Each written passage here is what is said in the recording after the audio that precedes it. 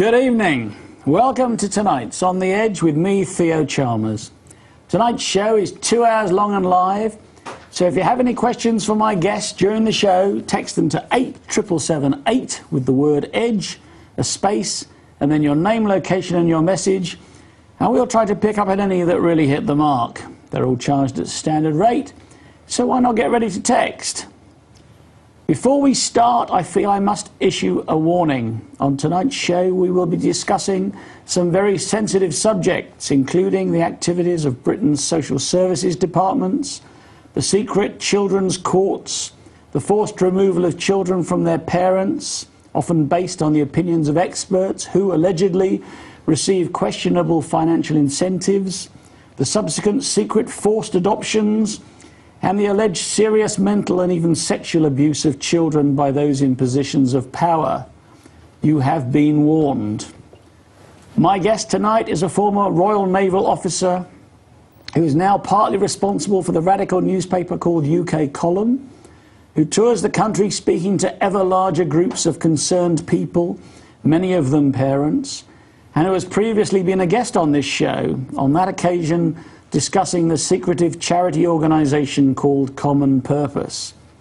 Tonight's show promises to be even more revelatory and a lot scarier than that, so I must stress that all opinions expressed by my guest are not necessarily those of the makers of this show or this channel.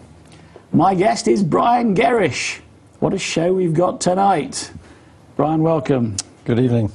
Very good to see you again after almost exactly a year. It's really weird how I'm getting these guests back almost exactly a year after I first booked them. It was more luck than planning. It's incredible. Time's gone very quickly. A lot happening out there, and I'm delighted to be back. Well, it was really good to see you. And as you know, I've seen you at a few other conferences and things, and you're speaking at the upcoming AV4 as well, aren't you, in March? Yes, which I think is going to be a tremendous event. Ian Crane has done a great job getting those events going, and the enthusiasm and the interest from people attending is really tremendous. Plus, we've got a range of speakers, and I think this is a key thing. It's not on one topic. We're introducing all sorts of topics that are happening out there. Well, talking of topics, as you know, last time we spoke about Common Purpose, and this time I dare say we'll touch upon Common Purpose a bit, but there is another subject that you're intimately involved in as well, isn't there? Well, this is the subject of what's happening with families and children. And I've got to say that the only reason that I've started to get interested and involved in this subject is as a result of publishing the paper. So UK Column. The UK Column.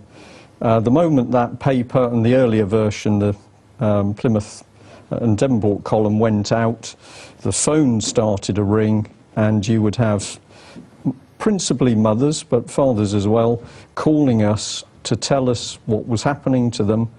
And what was common amongst the calls was that these people had got to the stage where they hadn't got anywhere else to go. They'd learnt of us, and the moment they're on the phone, they just want to tell you everything that's happened to them. And I think I mentioned it to you before, that in the beginning you listen to somebody and you say to yourself, that can't be true, that just can't be true. And then eventually the First Lady came down to see us, so drove 150 miles to come and see us in Plymouth, and brought with us ring files of documents. And I spent the whole day, well in fact I spent a day and a half with that particular lady, and I was just staggered at what she started to show me. And it's not that rare, according to It isn't that rare at all. Told me. And what is very interesting, it doesn't matter what part of the country the calls come from, they will tell you events which usually follow a sort of template.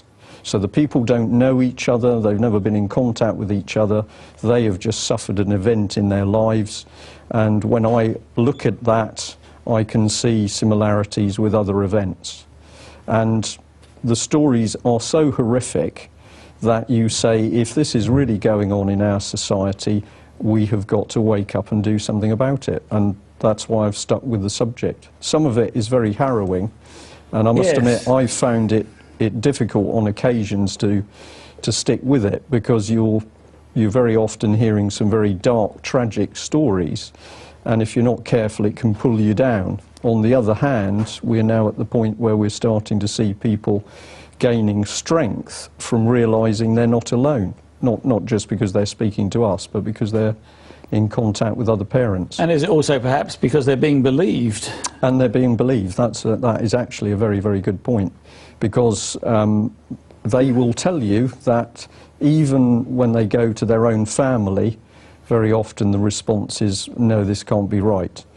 You are talking about subjects where it's really challenging people's reality, what they think is real and normal, and what the other person's experiencing. And I've talked about this countrywide.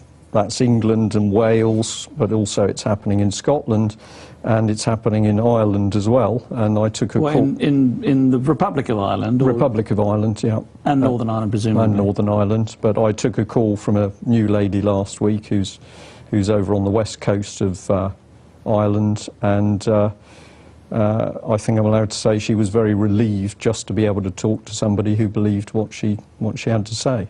And I'll tell you a bit more about that. Yes, okay. I think the other thing that's important to mention is that a lot of these cases, the judges in the cases, well, in any event, the courts are secret, but they prevent publication, and you actually get served with lots of injunctions preventing publication. Is that correct? Am I correct in saying Well, that? absolutely right. This is the, I'm going to use the term wickedness of the whole system, is that under the smokescreen of protection for the child, you are running courts in secret, and therefore decisions are made completely out of the light of day. And that is not a good start. But basically, we are seeing constant talks about opening up the courts, but what they've really done is said we'll be more open about the judgments made within the courts. Well, that's not open at all. So the pathway to that judgment is still a secret. It's still a secret. The opinions expressed and who expressed them and what evidence was presented. Absolutely. Are still a secret. Is that what you're saying? Well, that is the case. And I'm going to say something which will probably shock a lot of people straight away, but we know factually that court transcripts are interfered with. So even if you end up with a transcript of what went on, it's been edited. And this is a common occurrence. It's regarded as normal practice in some courts. Well, that is truly shocking if that is indeed the case. It is true. Well, Theo, we've been together before, and I in the nicest possible way, I have to say. Indeed, here in the studio. But this is a serious subject. I don't play at the subjects I get involved in. You're dealing with very serious issues to do with families and children, and you've got to go by evidence. And what I find extraordinary is that the evidence of what's being done is there. Now, if I can see the evidence, and if you can show it to a legally trained person and they can see the evidence, how is it that the parents can't actually make an impact on the court system? You know, the thing is, I mean, we haven't got any text on that subject at the moment, but I'm sure we would have text from people who would say, but what if the parents are not fit to be parents? You know, what about baby P? What about children who are abused by their parents, which of course does happen? Of course it does happen, and I'm happy to sit here and say that although I'm going to say some very tough things about the police and the courts and social services, of course I'm not saying that everybody involved is a bad person. That's nonsense. Or that every case is incorrect, where they take children away from parents. Absolutely true. There are cases happening all the time where there needs to be some intervention and children taken away. However, we know, because the evidence is there, that we are also seeing a large number of cases, and I think we are heading into the thousands of cases. We're certainly in the high hundreds of cases. Per annum? Per annum, where children are being taken away from their families under false pretences. But who are you to decide this, Brian? I mean, with all due respect, who are you to say that these, because you know I've got to ask these questions, you know, I've got to be the devil's advocate here. Who are you to say that these children shouldn't be taken away, these thousands of children? I'm going to talk about some cases, but we now come into a very interesting area, because the law states that I can't talk about these cases. So good night from us.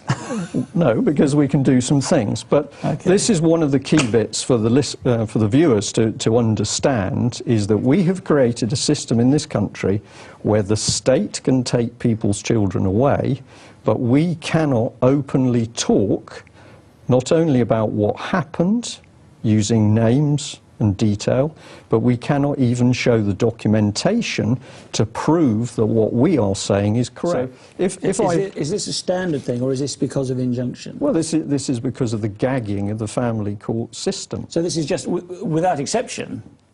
Without exception. Okay, but then on top of that, there are these injunctions that you get served. Well, I'm going to hold up a piece of paper for fun, because it's blank on both sides, and that's because in here are injunctions which I'm not even allowed to show you. Well, you're not allowed to show the screen, are you? You're not allowed to show me even. I can't publish these. No, okay. But they are injunctions to me, preventing me telling the truth about what I know has happened to children.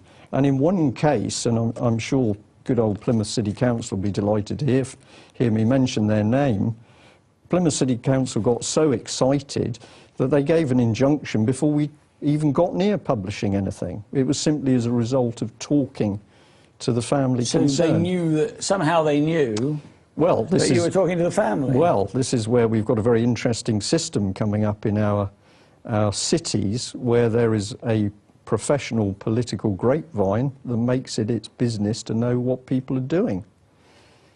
But the key point is, we have got, not just me, there's a gentleman been at this game for years called Jack Frost, produced a tremendous book, The Gulag of the Family Courts.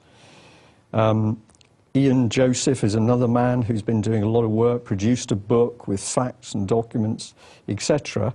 But when you come to say to people, right, we'd really like to show you what's going on, the secret courts gag us.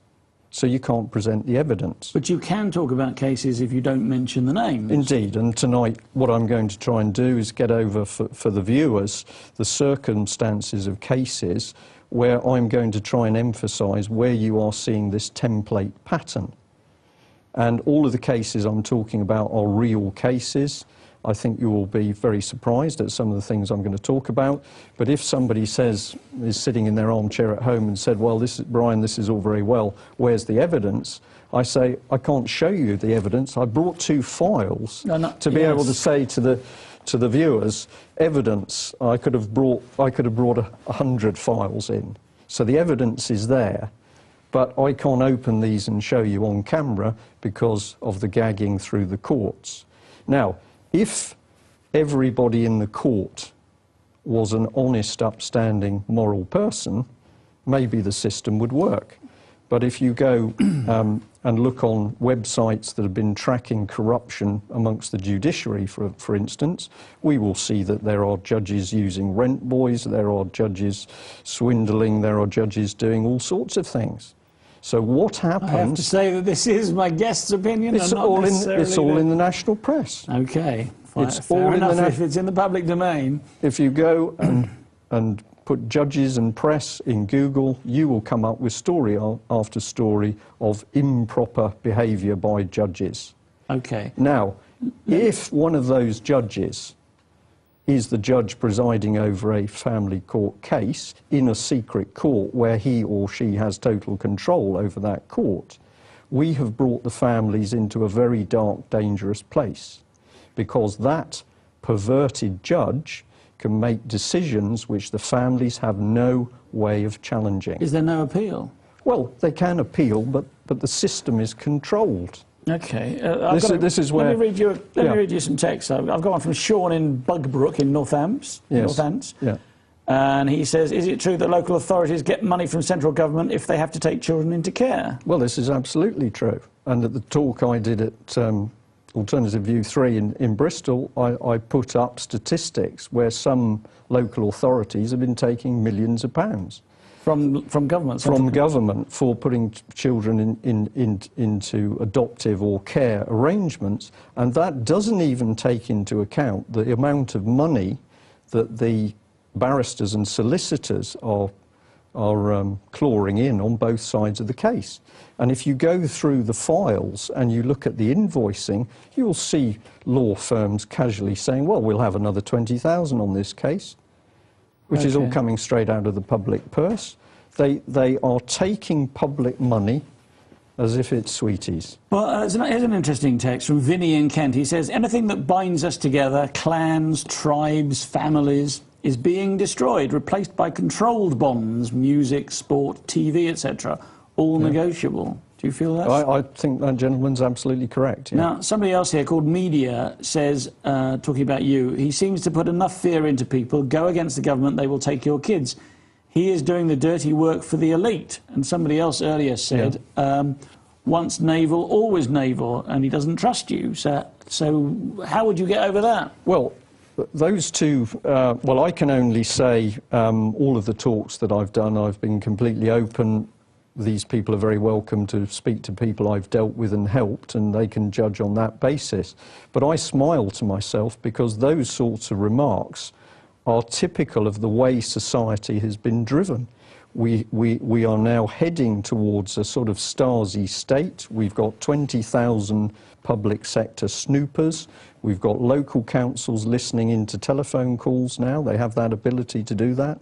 Devon and Cornwall Police in 2008 had intercepted 53,000 calls and emails. So we are moving towards a Stasi state where people become suspicious of each other. And I have stood up to try and get the truth out, and somebody will email in to say, oh, don't trust this man because of what he's doing. This is the twist that these people are putting on society.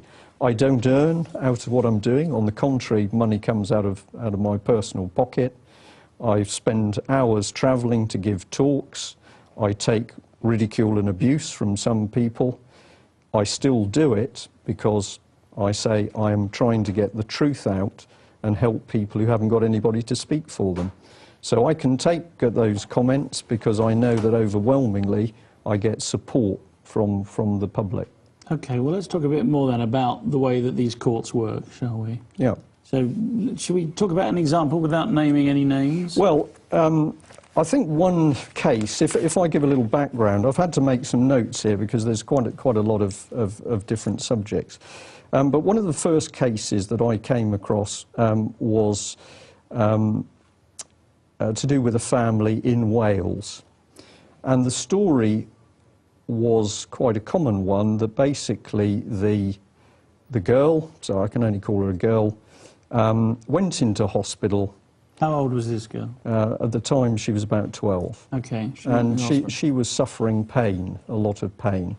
And in hospital, it was clear pretty quickly that she wasn't being treated or diagnosed or treated properly. And so the mother was faced with a situation where the daughter's in pain and she's then given very vague diagnosis. She's prescribed a lot of pills. Mother gets worried, the pain continues, the daughter is then moved on to another hospital, and in the next hospital the same sort of vague diagnosis and treatment occurs. In fact, there isn't any diagnosis. They don't know what's the matter with her. They don't know what's the matter with her. Now, in the documentary evidence that I hold, I can show you discharge notes from 4 different hospitals in which the diagnosis box is completely empty, but a drug is prescribed. So there's no diagnosis, but there is a drug prescribed. And in one of those sheets, and maybe on 2 of them, there's not even any name and address. Now, how do you know they're her sheets then? Because we can link it in via the numbers and in with the other documentation from the hospital in that case.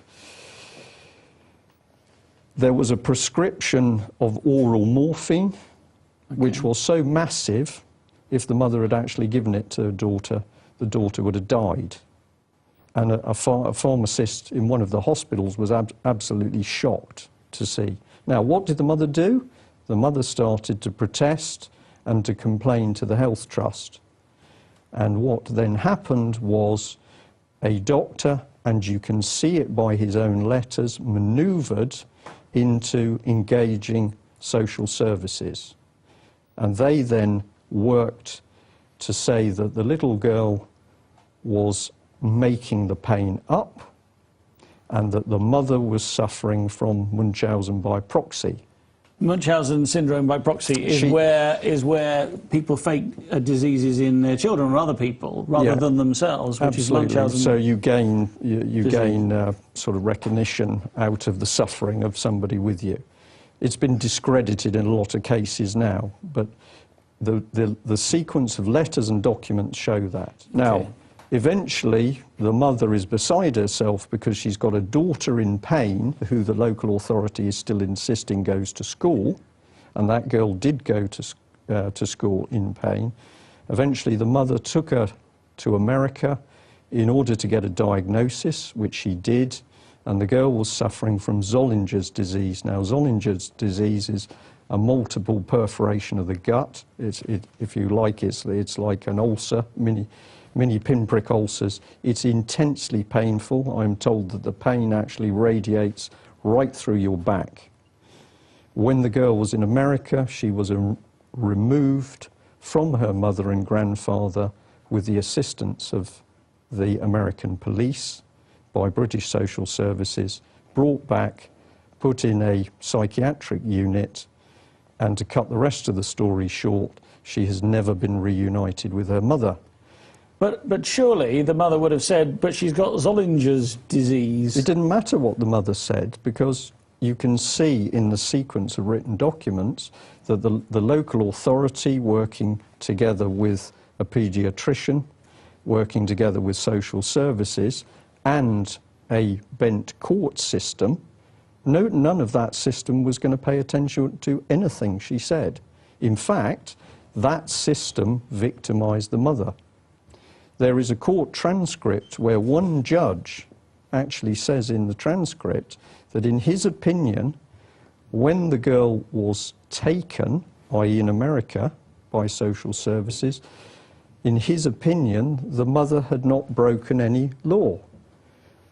Now, if we turn that round the other way, what he was actually saying was the local social services had no right to take that girl. But surely they need a court order. Sure, yes. But yes, even so, that court order doesn't apply in America, does it? They actually turned up over there with a passport which was a false passport. What, for the girl? Yes. It sounds incredible, this, doesn't it? But all the documentary evidence is there. What do you mean a false passport? It was a duplicate that was issued by the passport office. They obtained a passport for that girl under no legal process. Somehow it was wangled out of the passport office. Passport office with no process. So the passport office always keeps a spare photograph, for instance, and all the other documents. Well, they provided all this. The other thing that they did is they put an advert in the paper saying the girl was missing, when they knew perfectly well where the girl was in America with her mother. Now, I mean, it's beyond belief. Well, your isn't reaction is wonderful, because yours is a typical reaction. It's beyond belief. Now, when they brought this girl back, surely the mother attempted to get access to her daughter again. Yeah, but all that happens is that the social services manoeuvre through the court system to prevent the mother having the child. So where is this girl now? She is now adult, and this is where it's interesting, and the mother cannot get near her because she has contacts close to her who I will call as social service contacts. Let me be more specific. I had the pleasure of sitting in court with this mother when she was challenging what had been done to her daughter.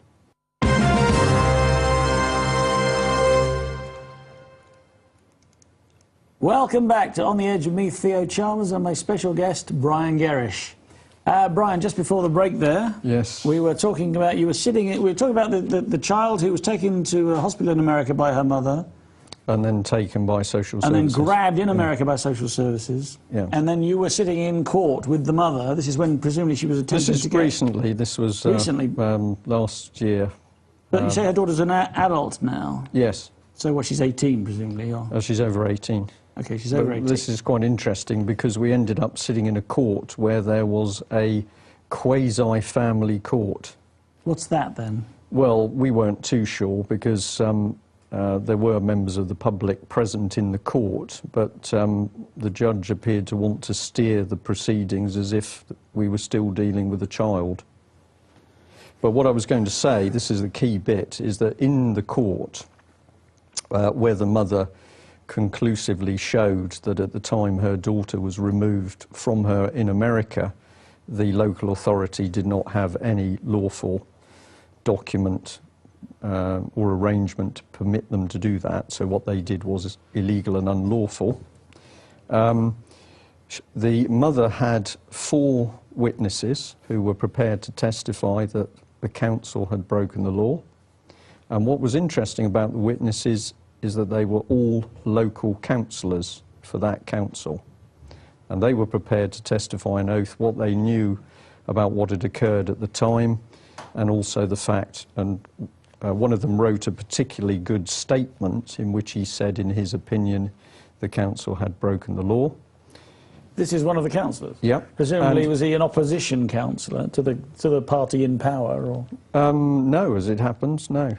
But the key point was that the judge would not allow the mother to call any of those 4 witnesses. However, on what grounds? He didn't give any grounds. But he did allow the local authority to call 2 members of the Social Services Department to testify against the mother. To say what about her? Well, to challenge things that she said, to say that they took the right action with the daughter. So the local authority was allowed witnesses, but the mother wasn't allowed witnesses.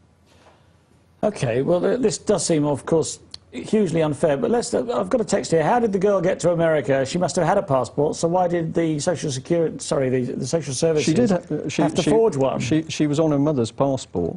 And she was on her mother's passport. And the Social Services had to bring her back. They did. They flew her back. So they had to bring her back separately? Yeah. OK, that answers that question. Yeah. So when she was diagnosed with this Zollinger's, was it? Zollinger's disease in America, when they brought her back to the UK, when the Social Services brought her back, did they treat her for Zollinger's disease? No, initially they tried to convince the girl that she was imagining her pain. But it was psychosomatic? Yeah, I've got a note. This is one of a series of notes written by this little girl, and she's addressed this to her mam, as she calls her mum, her nan and her granddad. Yeah. She says, "I am still in the same pain. I know you are doing your best to help me. I love and missing you all. Tell everyone and someone will help. Sorry, tell everyone and someone will help me. Ask the papers for help, Mum, so the truth will come out." That is just absolutely heartbreaking, in here, isn't I've got it? a series of these letters, and in one of the letters, she actually says that the social workers have told her that she is not allowed to tell anybody she's in pain. She also says in one of the letters that they have also told her that she can't say that she still loves her mum.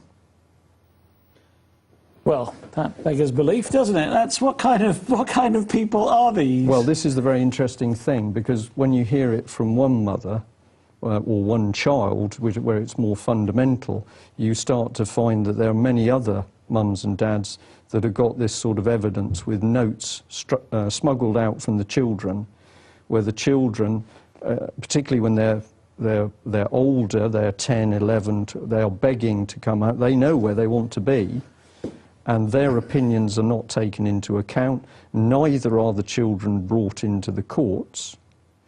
So let me just ask you this question. Well, so this child was snatched by the social services when she was 13. Is that when? 12. When she was 12. Yeah. And then she was kept in pain for quite a long period before they did treat her. They did eventually treat her while she was still in care. Indeed, and they treated her for Zollinger's. They treated her for Zollinger's disease. Yeah, and they only knew it was Zollinger because of all the effort from the mother to actually find out what was wrong with her daughter. Now, what I wanted... Well, then didn't they apologise to the mother and said, "Here's your daughter back"? Why would they apologise? Well, because they'd snatched the daughter on the basis that her mother was faking her illness. They've never made any apology. In fact, what they've consistently done is gone to court to deny that they ever did anything wrong. So this case you went to, what was the actual case trying to do? Trying to get the mother, you can't get possession of an adult. The mother. Well, that case is particularly bizarre because the girl is now an adult, so family court ruling shouldn't apply. But any time the mother has tried to get near her daughter, rather strange things happen, and the net result is pressure is put back on the mother to keep her away. What sort of pressure? What pressure can they possibly bring? Well, on one occasion, another lady made an approach to the house in order to speak to the girl. I've got to be very... I may be going... Is she still living, what, with foster parents? If I just slow you down a bit, okay. I have to go slow on this because it's very easy for me to mention a name, and I don't want to mention a name because that would cause problems. No, of course, okay. And I sincerely don't want that to happen. So I just need to just go a bit calmly on this. Okay. In order to try and get the mother reunited with the daughter, another lady, a friend, went to call at the house where the daughter is, and she lives with some people linked to social services. Was she adopted by these people? She was actually cared for by some other people, but then as she came to the age of 16, she starts to live in a new location. So she comes out of a care environment and she's living in a house. So was she fostered then, or was she in a home? It's not entirely clear. But all we know for certain is that the people who have stayed surrounding this young lady are connected with social services. And they didn't change her name?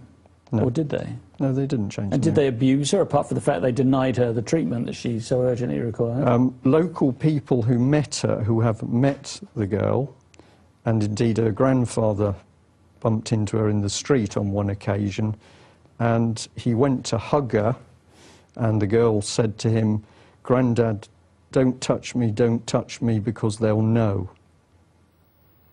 Now, there is so much to what these cases, and the problem is I could spend 2 hours on this one case, but we are seeing where the children are turned against their own parents.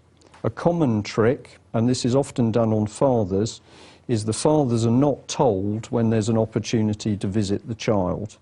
So naturally, they don't go because they don't know there's an opportunity to visit the child. Social services tell the child, or say to the child, "Where's your dad? He hasn't come." It's now 45 minutes. He's late. He hasn't come. He obviously can't be bothered with you, right? Apparently, there are some evil people, seriously evil people out there. We are talking absolutely evil people. And it comes down to the business that the evidence is there to show what's going on, but you've got to get through the minefield of the secret courts. And this is where, at some stages, we move through this, we'll be asking why this is happening. Well, I've got a question here. Steve is asking, who orchestrates this and why? Well, hold on, Denise in Cambridgeshire says, is this more common purpose action?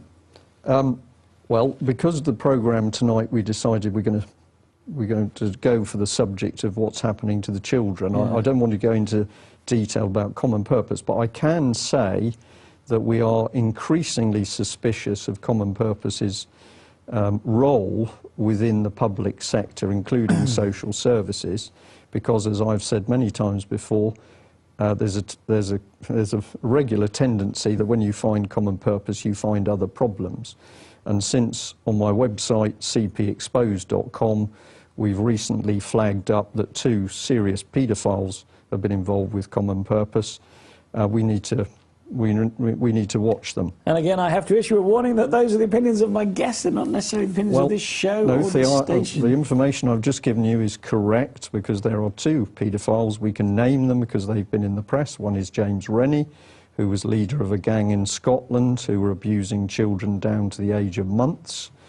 And the other one is, at the moment, moving through the court process, but has appeared in the press in the Merseyside Well, district. if he's not convicted, we can't discuss him, can we? I haven't, so I haven't mentioned it. I'm looking after you. Thank you. Yeah. Can I just on the subject of what the children actually say, I've read the We've read the letter from that young the other girl. little girl. Yes. And Which is heartbreaking. I have in front Absolutely of, heartbreaking. front of me another one which I can show the camera. This is not a problem. This is a letter that was found under the bed of two girls before they were taken, 6 and 10 at the time, I think. And essentially, we think it's done by the older girl. She said, "I'm not going into care," written several times. "Dear God, please stop these nasty social workers taking me away." And then she's written out the Lord's Prayer. Yes. Amen. And this is a very desperate little girl. And then her name is crossed out, I see. I'll tell you a little bit about the story.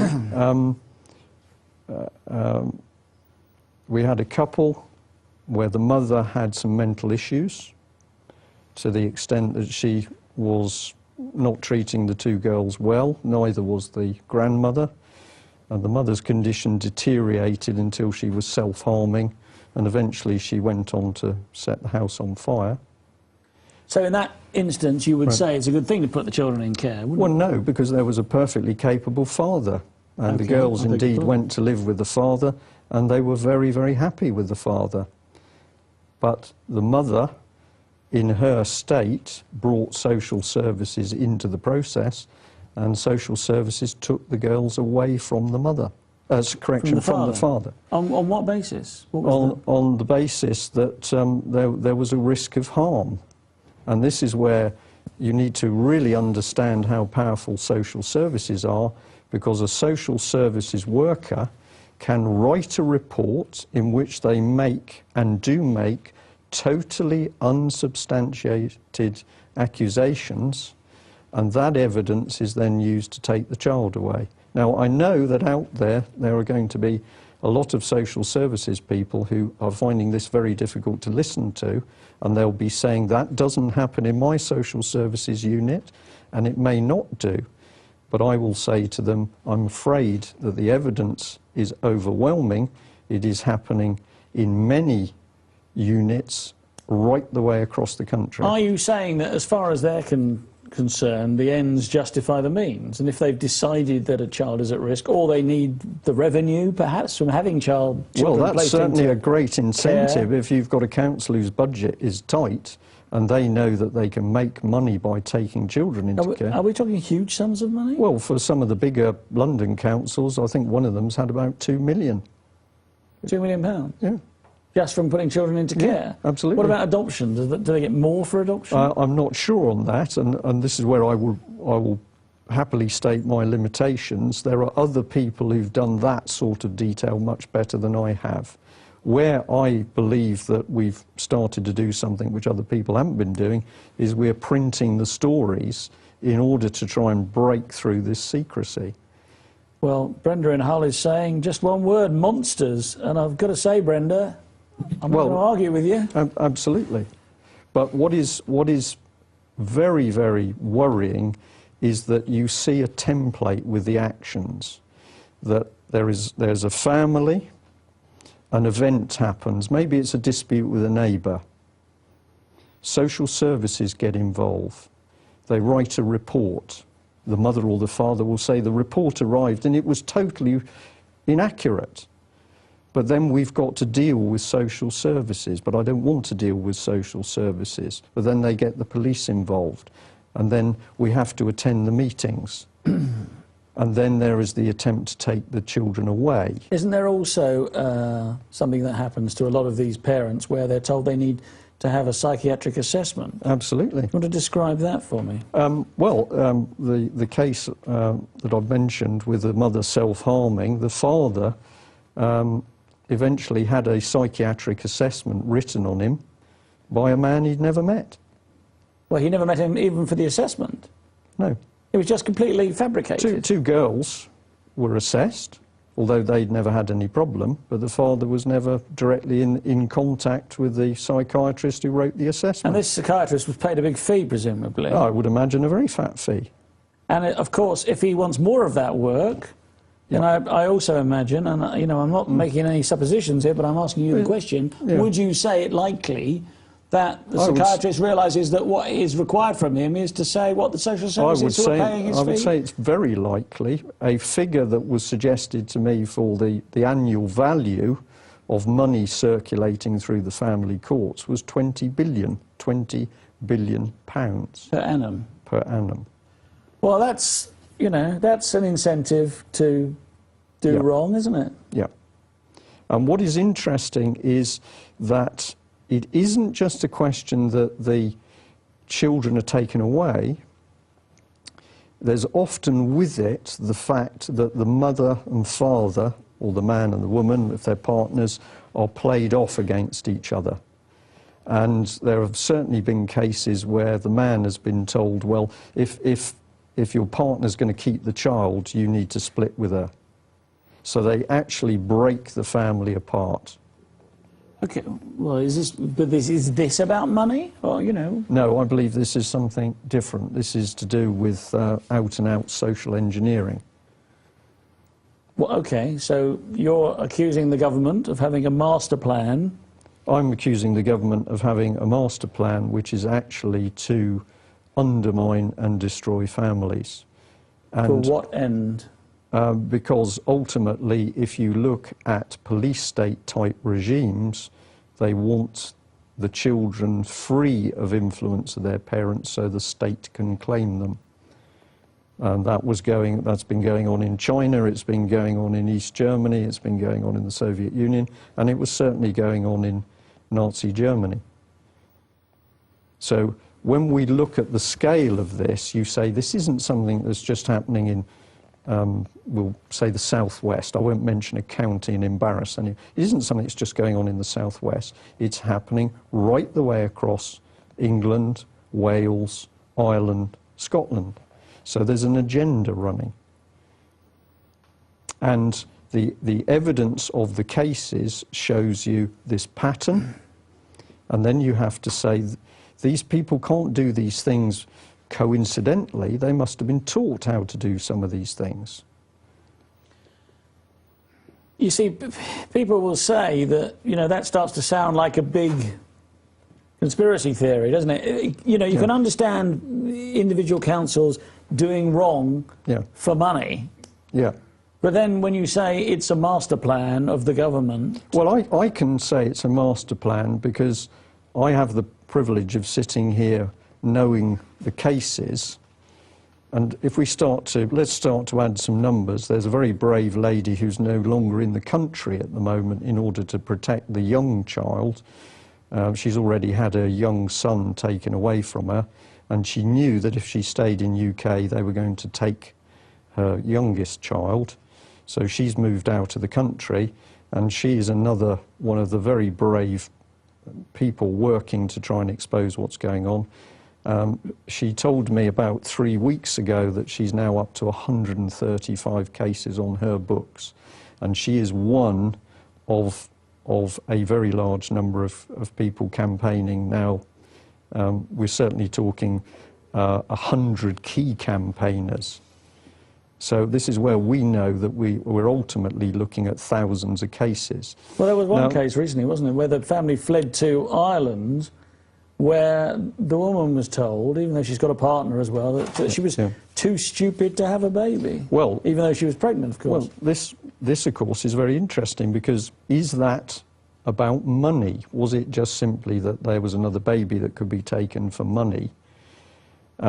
Or are you now seeing the states starting to prescribe whether you're allowed to have children?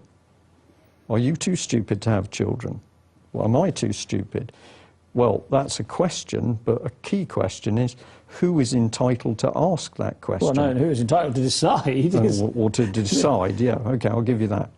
But these incidents have made the papers, and in fact, you know, if we take somebody like Camilla Cavendish, she's written quite a lot in the the Times on this thing, and she's clearly getting very concerned.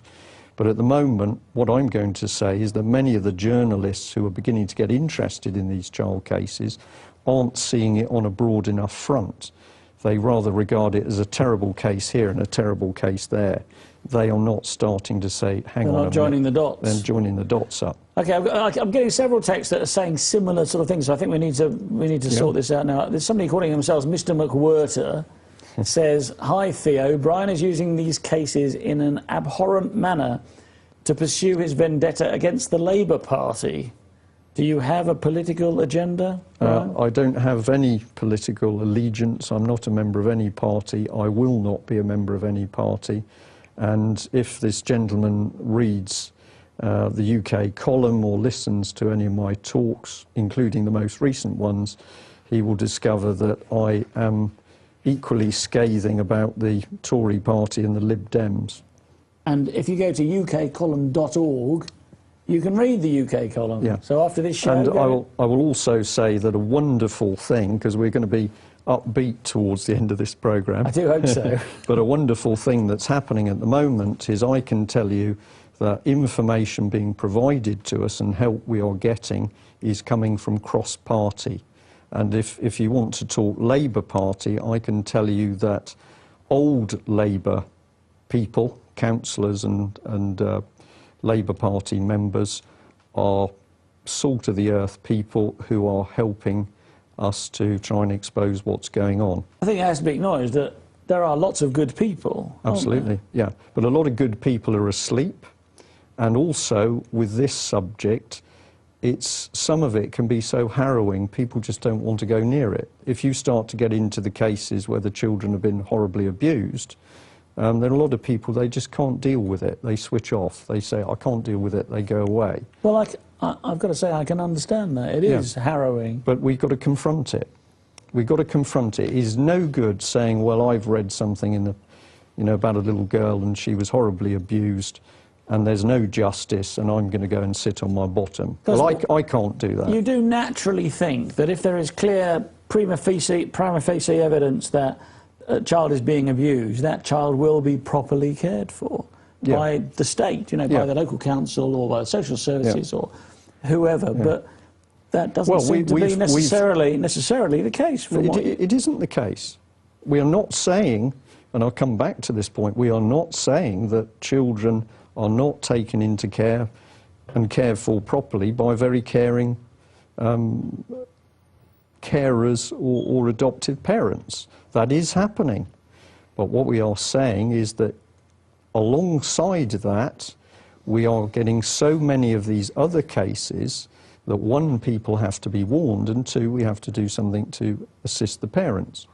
Now, one of the cases that we were asked to help on, which we've published in the paper, concerns... And there is a question, is whether it's actually a proper paper as well as online. Well, it is, isn't it? You've got a copy of it there. There it is. I've got a hard copy of it here. How is it paid for? Many people ask. Who pays for it? It's all paid by voluntary donations, and those come in from across the country, and some of them from overseas, because this paper goes out to the States and Australia and New Zealand and a few other places. And what is interesting is that we pick up comments from overseas which mirror comments from here. So, for example, particularly in America, people will start talking about these child cases. In America? Yeah. Well, you mean there are similar cases in America? There seem to be, yeah. Well, I'm not all about money as well. Well, yes, basically, yeah. And in other countries in Europe, perhaps. Yeah. Okay. So if I just come on to the case in Scotland, we were called by a mother, and it's the old story because she tells you an unbelievable story in the beginning about a young Down syndrome girl that was raped and abused over a number of years by a paedophile gang. The mother... I'm sorry, Brian. What? We're going to go for another break now. Okay.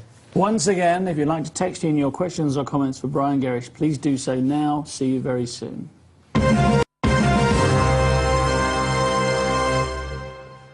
Welcome back to On the Edge with me, Theo Chalmers, and my special guest, Brian Gerrish. Brian, I know we were just talking about this paedophile case in Scotland, but I think before we do, we just need to briefly go back to that case of the woman who had the 2 children that set the house on fire.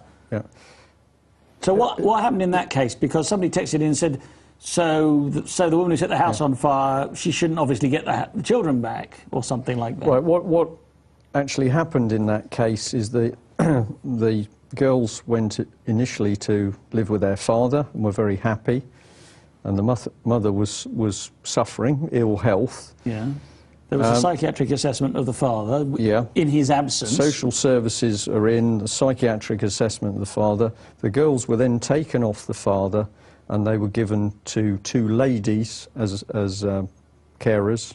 And in fact, those 2 ladies looked after the girls extremely well, and the girls settled, and the father had access, and it was all working okay. Obviously, he was very sad he hadn't got custody, but he accepted the situation. Well, even though there was a completely false report on him. Well, people get trapped in the system, and what do? They get to some of them get to the stage where they're so angry they climb on judges' roofs.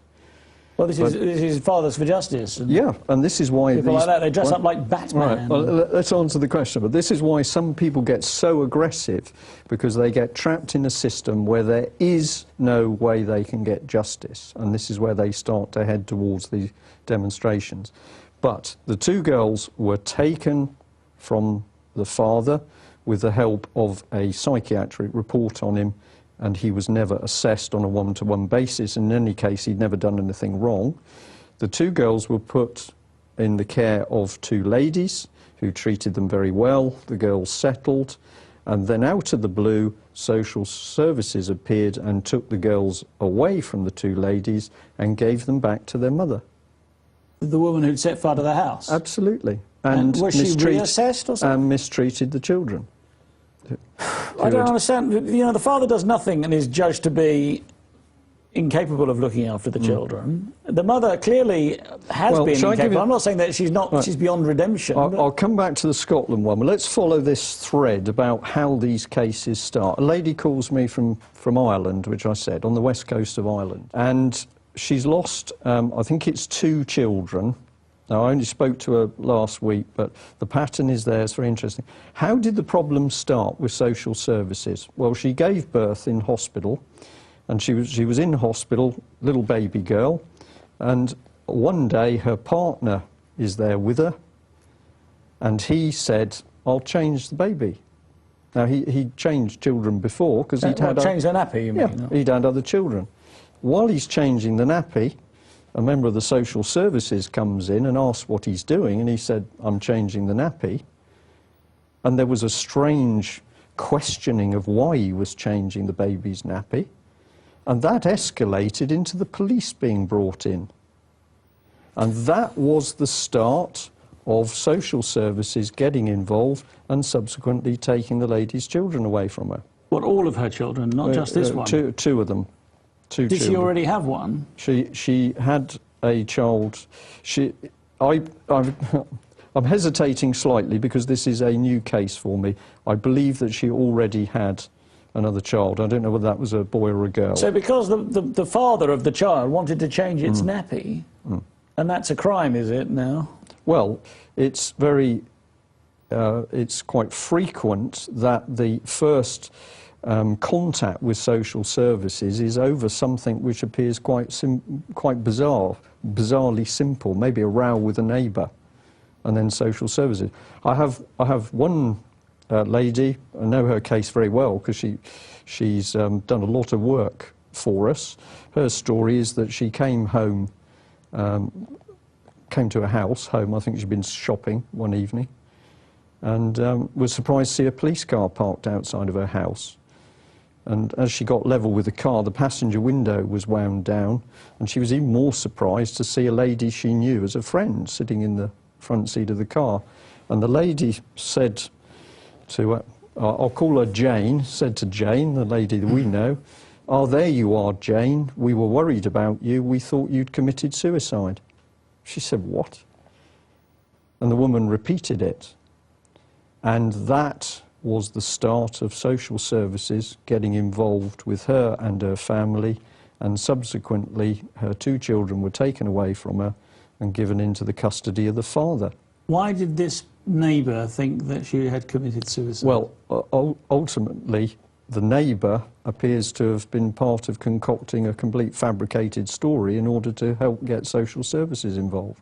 But why? Did she not like this woman or something? Well, these are where you often never get an answer, because no rational person would do this. Were the children left at home or something? Had she gone out and left her children at home unattended? Not to cause any problem, and in any case, the children were old enough to be left at home. The daughter at that stage was 15, I think. OK, let's go back to the Scottish. Well, the Scottish one we've printed because it was just so incredible. So if I can just hold that up for the camera, it concerns a little Down syndrome girl called Holly Gregg. And presumably the mother and the daughter are happy to have their photographs. Absolutely. They are more than happy, because they've been trying to get the truth out about this story for some time.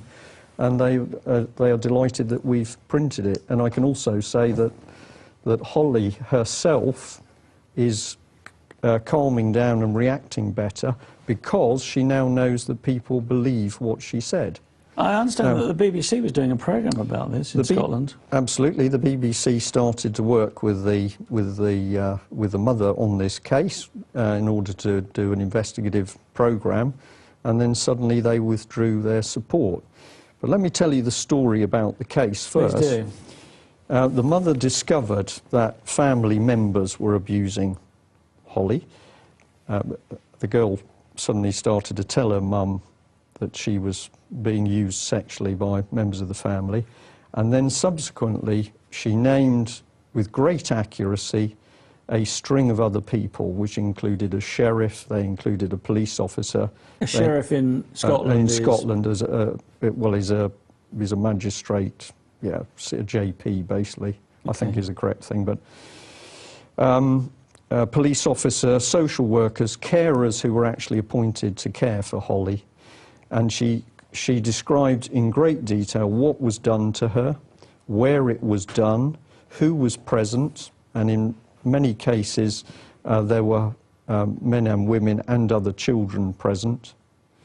So this is paedophile abuse within a swinging environment. I've got to say here that it is only recently that I've become aware that women are paedophiles too, because of that case with the nursery where they were taking pictures. Well, a lot of the newspapers will have you believe that the only paedophiles are sort of dirty old men in raincoats, and that's absolutely not true.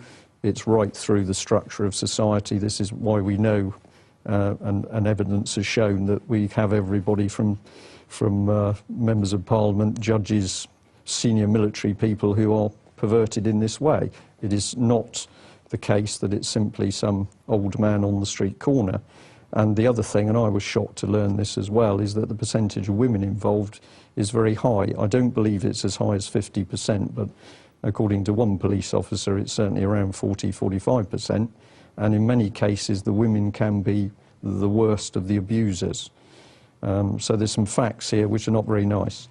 So the girl recounts in great detail what was done to her, where it was done, which house, who was present, what the relationship between people were they husband and wife, did they have their children there? And Holly has been described accurately as a reliable witness. By whom?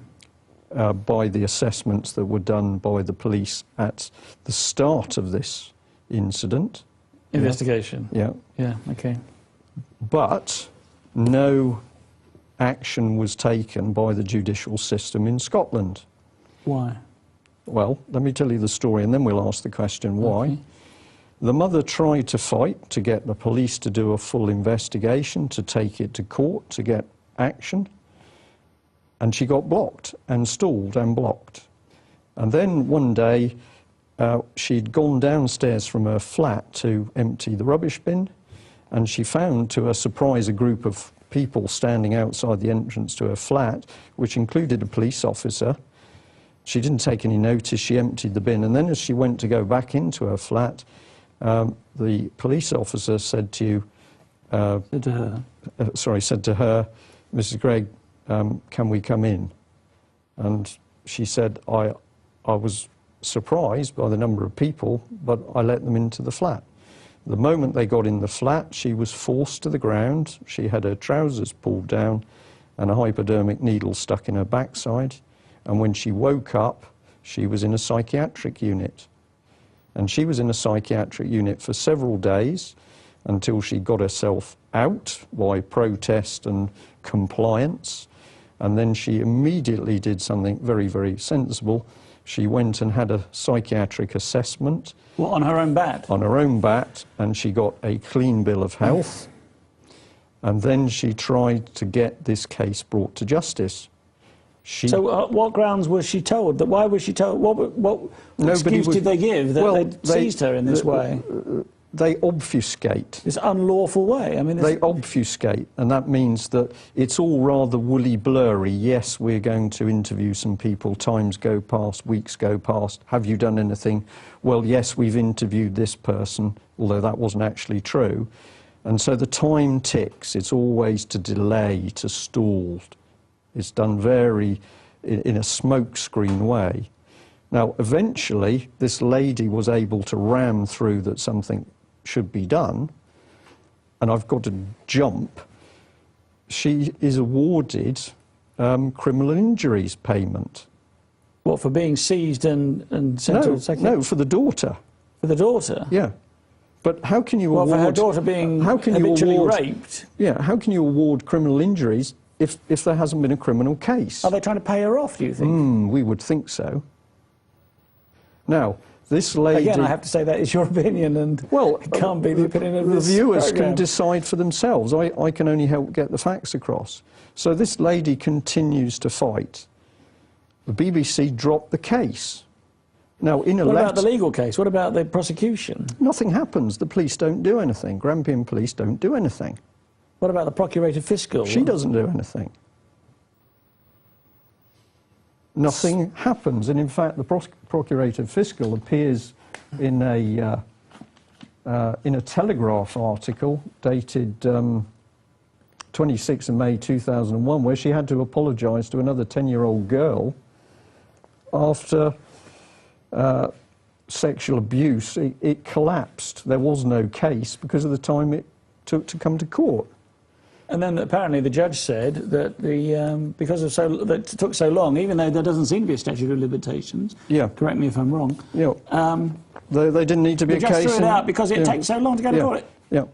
And isn't this same judge somehow? Well, this is the same Procurator Fiscal who at the moment doesn't want to make a statement on her involvement with the case. The mother could not get it through the system. This is where the mothers or the fathers pull their hair out, because they're trying to explain to other people that they come up against a wall of silence. People who should say, yes, Mrs. Gregg, come and sit down, let's get the facts, let's interview this little girl, and we now need to go and interview other people, they never do it. And the case is stalled. Now, eventually she called us, and we've printed the story again. But in the meantime, something very significant has happened, is that whilst the case was going on to do with Holly, and Greg's brother was found dead in a burnt-out car, and the claimed reason for that was smoke inhalation. Now, subsequently, the family have got hold of a copy of the autopsy, and the autopsy shows that he was severely beaten.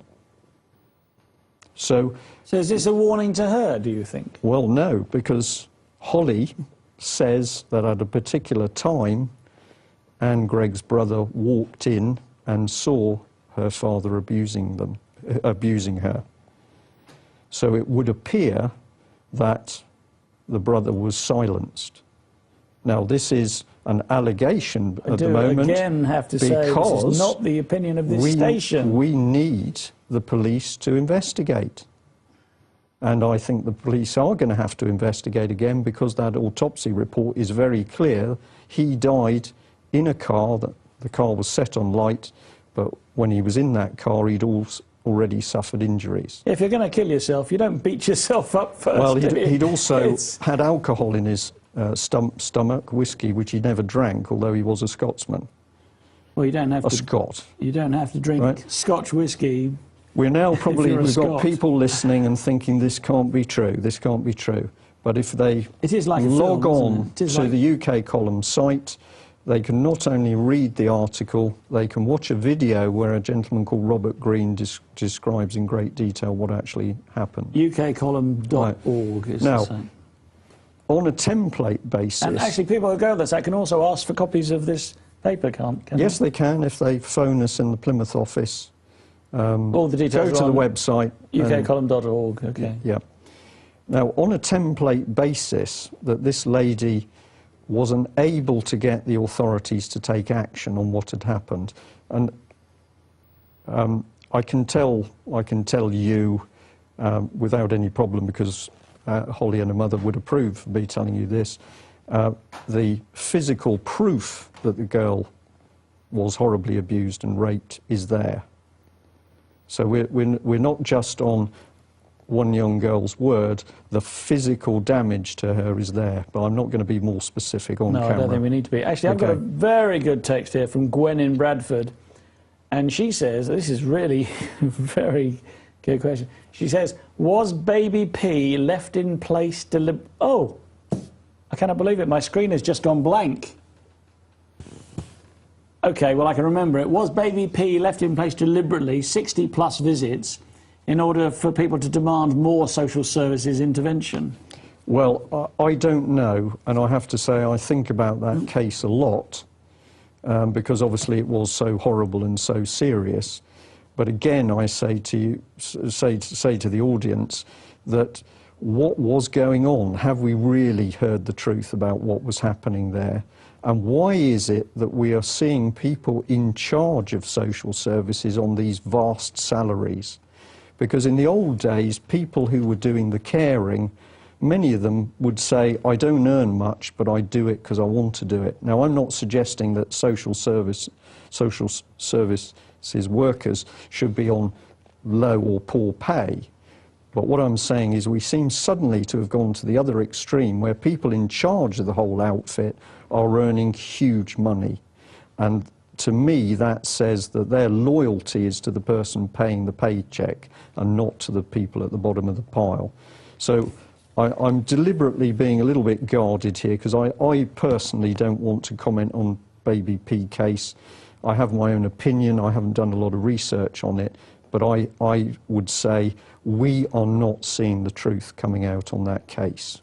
Well, that's what I would say. Yeah. I mean, the other thing that seems to be fairly self-evident in these cases that you've described, at least, is that the parents have no fair way of getting justice. They have no fair way of getting justice, and the children, this is the bit, when the children are old enough to speak for themselves, the children, again in here, I've got letters where the girl is saying, please can I go into court and speak to the judge? She wasn't even allowed to speak to the judge and give her own opinion of who she wanted to live with. And then you start to learn something else. But this is against all natural justice. Absolutely, but the reason that you are sitting, and you are looking quite surprised at what I'm saying, right? I'm horrified. Well, the reason you're surprised is because you cannot read about it in the paper, because it is all suppressed under the family court secrecy laws. This is how the dirty deed is being done. And I have come to the conclusion, and people out there can smile or laugh or take the mickey, I have come to the conclusion that the courts, the social services system set up with a secret court system, was done deliberately to allow the state to take children away.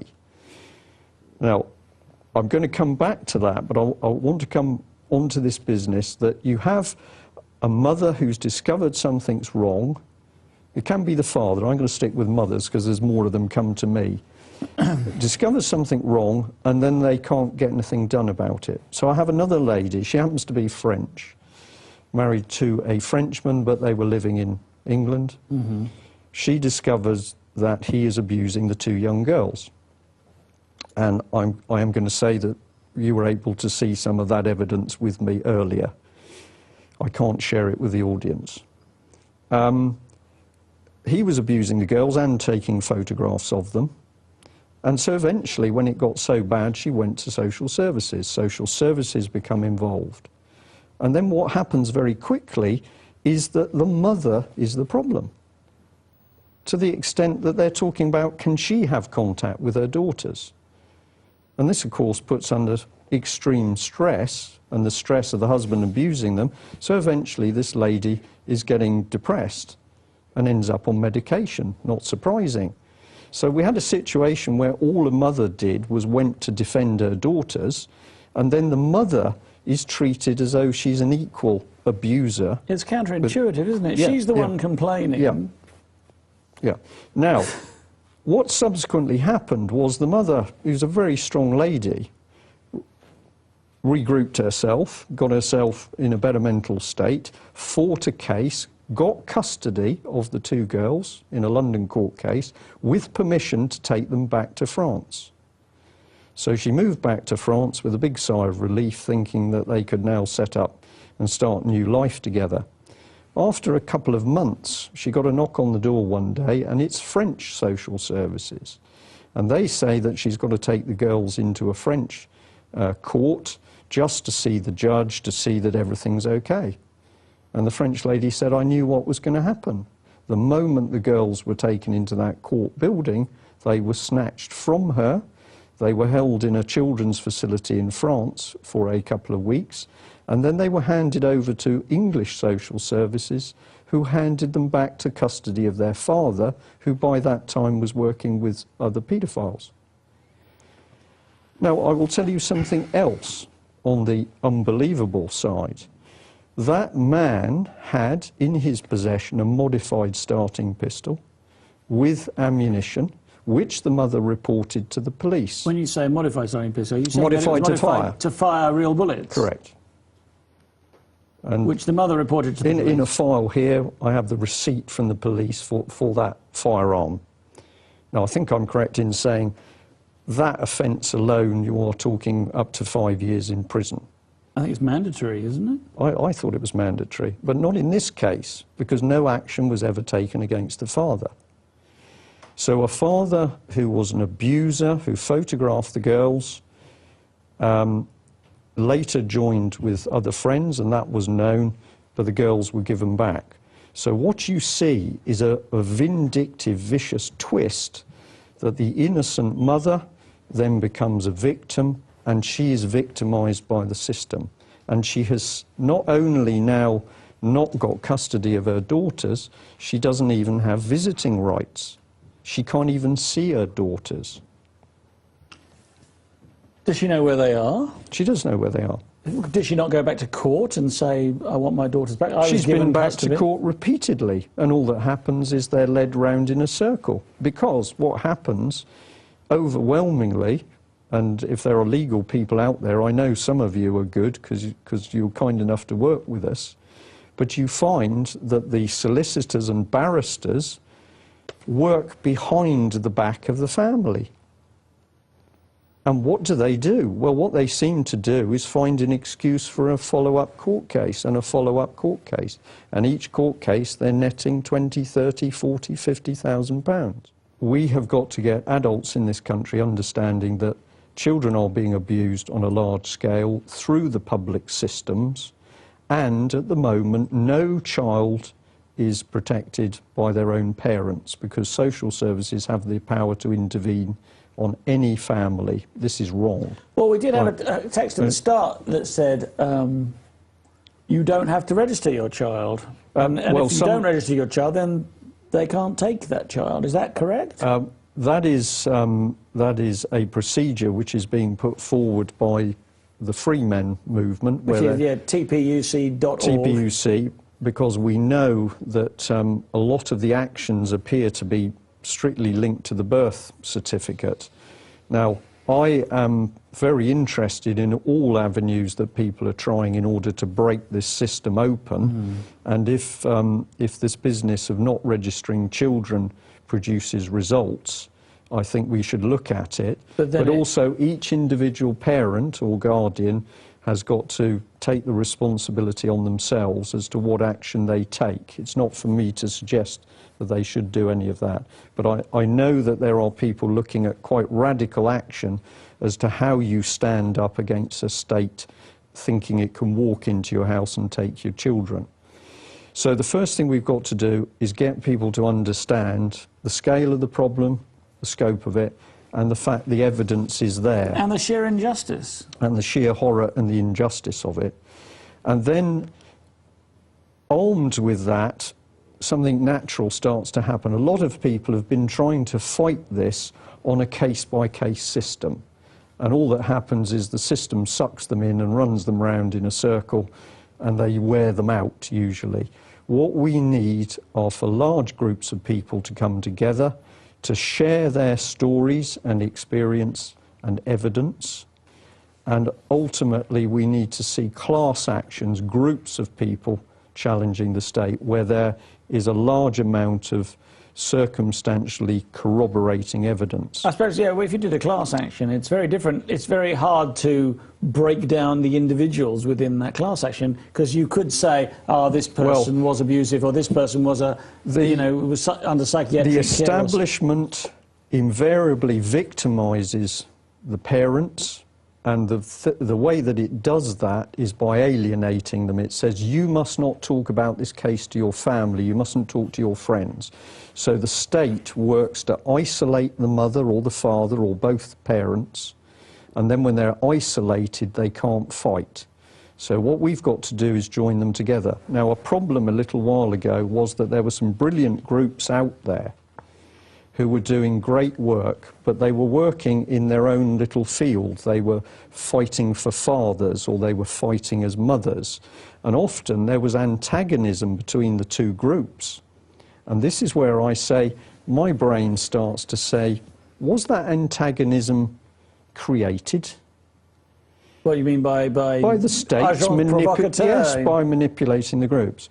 Now, since we've been putting out the information and evidence and the idea that this isn't an isolated incident in one or two authorities, we are seeing something nasty being driven from central government. What's happening is those groups are beginning to feel more comfortable about working together. And I am really enthusiastic at what we've started to see happening over, I'm going to say, the last 4 months. Because not only are we getting calls from groups talking about how they're working with other groups, we're also getting more and more whistleblowers. And I would like on camera to thank people in the police force and social services and local authorities who are calling us saying, not only you're right, this is what's going on inside my authority or my force or whatever. Because ultimately the testimonial of the whistleblowers is going to be the final piece of the jigsaw to present the evidence as to what's going on. And the other thing is that bringing people together in numbers means that the politicians, and I have to say to you, of the gentleman who wants to protect the Labour Party, I'm not really interested in any parties.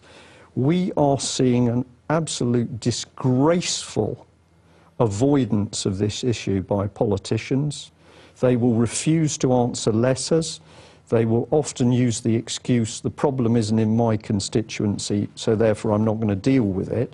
So we can have a child being raped, and a politician is not going to do anything because there's a gentleman's code of conduct in Parliament that I don't tread on the toes of another MP.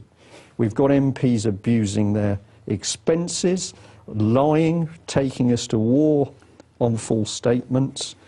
They will not go near protection of children. Now, I believe most of them are absolute cowards. I'm going to use that expression. But there are one or two who are beginning to pay attention now. And I think that provided...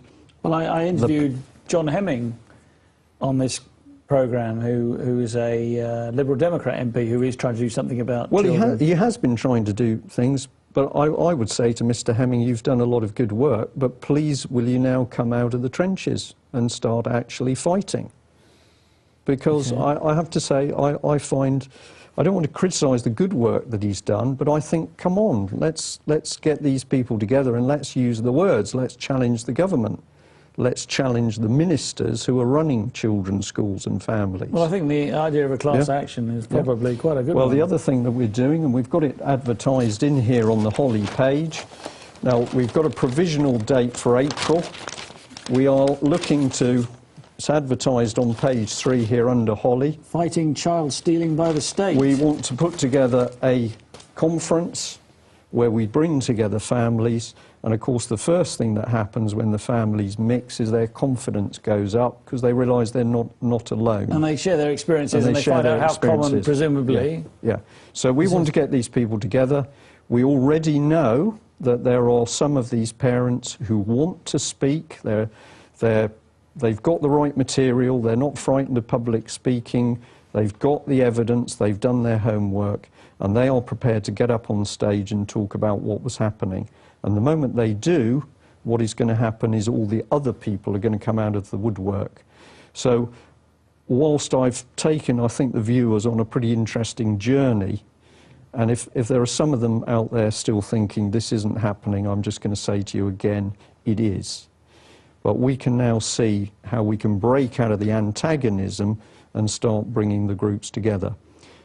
Interestingly enough, what we're doing is being watched very carefully by people in other countries.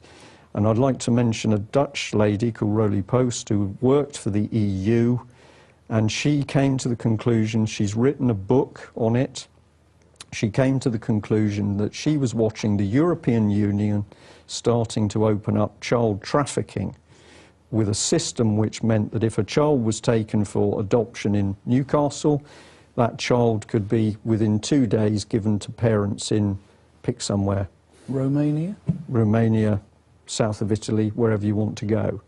So they know, she knows, she's done a lot of work, she's been threatened, she's had death threats, so she's on the right track. That the European Union is looking to just open up state borders to the movement of children. So when people say, you can't be serious, there's a political ideology behind what's happening, I'm saying the evidence is building and building, that's exactly what's happening. And we should be asking ministers in blunt, black and white terms for an explanation as to what's really going on. It's like breaking our society, isn't it? Absolutely. It's like breaking our society, isn't it? Absolutely. Well, we have Mr. Ed Balls, MP. He is an attendee of the Bilderberger movement. I have printed the letter from him proving this is the case. The Bilderberg movement was first chaired by Prince Bernhard of the Netherlands, who was a Nazi supporter. And we have a senior politician attending Bilderberg meetings to discuss policy. The Bilderberg organisation stated in writing everybody attends as a private individual, but Mr. Ed Balls attended in his formal capacity and charged the taxpayer. And we've just printed the letter. Now the question the viewers should be asking is, Mr. Balls, what were you actually discussing with these people? Yeah, at our expense. Yeah, at our expense. Well, surely we should be party to it then, shouldn't we? I think we should, yes. But it's funny, we were talking about Bilderbergs last week, actually, on this show. It's coming up rather a lot. Well, because people need to ask the questions. What is Bilderberger? And again, there's an article in the UK column on this. If you bear with me, I can just find it, I hope. ukcolumn.org, if you want to get a copy. If anybody out there still doesn't believe we're telling the truth, if you go to page 12, there's an article called Bilderberg Club of Traitors, and it talks about the fact that when Margaret Thatcher went to the Bilderbergers and she disagreed with their policies towards supranationalism or getting rid of nation states, she was quickly deposed as Prime Minister. And this article points out that attendance and agreement with Bilderberg policies is affectionately. And here are the letters, if you don't believe us on what we're saying about Mr. Ed Balls, here are the letters showing on what capacity he was attending. Yeah. We need to get people motivated, Theo. If we do it and we get the truth is the weapon, we can start to correct our society. But there's something very nasty going at it at the moment. I've got to say, I think that, in terms of the truth, you know, if you always speak the truth, you can never be attacked. You never have to remember what you said last time, do you? That is an absolute. But fact. I assure you, I wouldn't ever sit on your couch here in front of the cameras talking unless we'd done our homework, and we always do our homework, and we're always document-based. So, I mean, okay, do you think then that the work that you're doing, the work that other people are doing, is going to make a difference? Or do you think, I mean, if what you're saying is true, I think it's important to say this, if what you're saying is true, that the powers arraigned against you are so huge and It's not powerful. me, they're not raigned against me. They're raigned against the people who want to do something about it. Yeah, but the numbers of people who want to do something are growing all the time. All the initiatives that we and other groups have put forward, whether it's the Free Men movement or whether it's the British Constitution group or it's the Lawful Rebellion movement, which we're encouraging people to do, which is to stamp your actions with lawful rebellion. That's peaceful. But we are rebelling. We've had enough. We're saying enough's enough. All of those. Well, there's a movement in America, isn't there? There's Tea Parties, they're called over there, and of course, taxed enough already. It stands for, apparently. But thousands of people are coming out on the streets in America and challenging their senators. None of it's being reported on the BBC. Mm-hmm. We need to get the same movements going here. And our problem now is every time we get bigger and more people, the phone calls keep coming in, and you say, how do you cope with it? So I am very, very optimistic that this year we're seeing the turning point. The whistleblowers are key. When the phone rings or a little note appears or you're in contact with somebody and they start telling you what's happening inside the police and the fact that the police are getting very concerned as to how they're being trained and how they're treating the public, you know something's beginning to turn. Mm. I'm not just sort of giving you a sort of pat on the head here, but this station has got a very important function, because other TV stations will not deal with this sort of material. No, that's true. But you say things are changing. I see you've got today's papers, or some of them here. Do you want to quickly, we've got only a minute or so left, but well, you mentioned earlier that a lot of things seem to be all happening at once. I stopped, as you know, top up with petrol on the way up, and I just looked on the forecourt, and the papers, the front pages, I thought were just extraordinary, so I bought several. You've got MI5 in Whitehall and torture cover-up. Well, this is the daily... A picture of 9/11. Yeah, but if we just do it at the time, we've got this fantastic picture of 9/11. This is in all the papers. All the papers. Why is it there? I'm not sure. Is it there to remind us of terrorism, or is it to try and convince us that this building just collapsed due to a fire? And I was... Well, we've got a programme in 2 weeks when we're going to be talking about that, so that might be some fun. I've got to say that most people who go to sea get trained in firefighting, and the thing you learn pretty quickly is that aviation fuel and carbonaceous material does not cause a steel ship to suddenly melt and sink. So it certainly is going to bring down a building of this scale. Well, even if it did, it wouldn't bring it down at free-fall speed, would it? My nautical common sense says somebody's telling me a pack of lies about what went on. But this is interesting. We now live in Britain, and we're dealing with torture of people. Now, who's going to pay? Is it Mr. Miliband? He's in charge of that department, I think. Who is actually going to be brought to justice? And sadly, Brian, we've only had time to look at one paper, because that is all we've got time for. Thank you to everyone for watching our special 2-hour show, and for those who texted. And thanks to my very special guest, Brian Gerrish. If you want more information, why not visit ukcolumn.org and cpexposed.com. You can see Brian Gerrish speak at the upcoming Alternative View 4 conference in London between the 26th and the 28th of March. The Edge Media forum page for this show is at edgemediatv.com, where you can post comments or questions. Next week, we'll be back with yet another exciting show that might even change your life.